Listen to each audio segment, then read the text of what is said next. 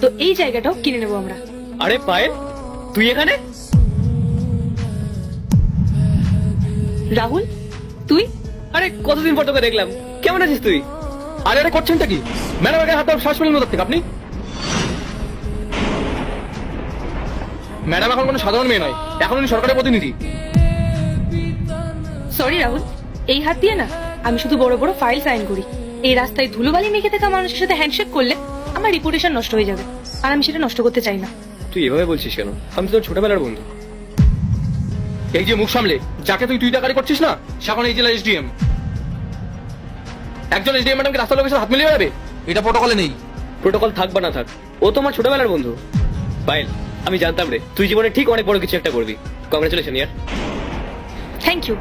আর হ্যাঁ, আমি যে সফল হব সেটা তো আমি ছোটবেলা থেকেই জানতাম। আর আমি এটাও জানতাম এই তোর মতো যারা অলস তারা সারা জীবন নিচেই পড়ে থাকবে। তোর এই হাল দেখেই বোঝা যাচ্ছে এই 1 বছরে তোর এক চুলও উন্নতি হয়নি।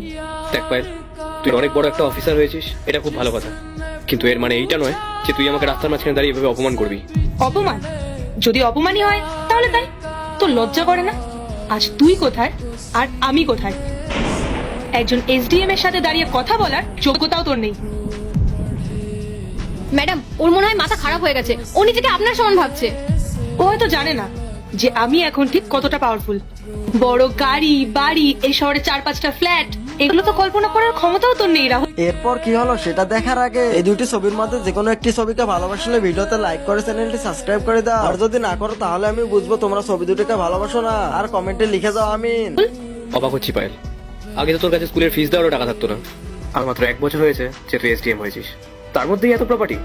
আচ্ছা, তুই কোনো ইলিগাল কাজ করছিস না তো? হ্যাঁ করি তো, তাতে তোর কি? এই এসডিএম এর চেয়ারে বসার জন্য না আমি অনেক পরিশ্রম করেছি, আর এখন সেসব উসুল করছি।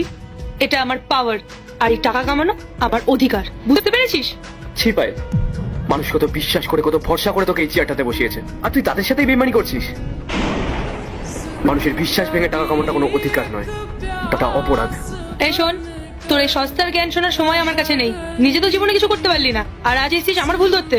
ভুল ধরছি না পায়েল, আমি তোকে সাবধান করছি। একটা সত্যি কথা বলবো, তোকে যখন দেখেছিলাম না, আমি সত্যি মন থেকে খুব খুশি হয়েছিলাম, কিন্তু এখন আমার মনে হচ্ছে তুই এই চেয়ারে বসার যোগ্যই নস।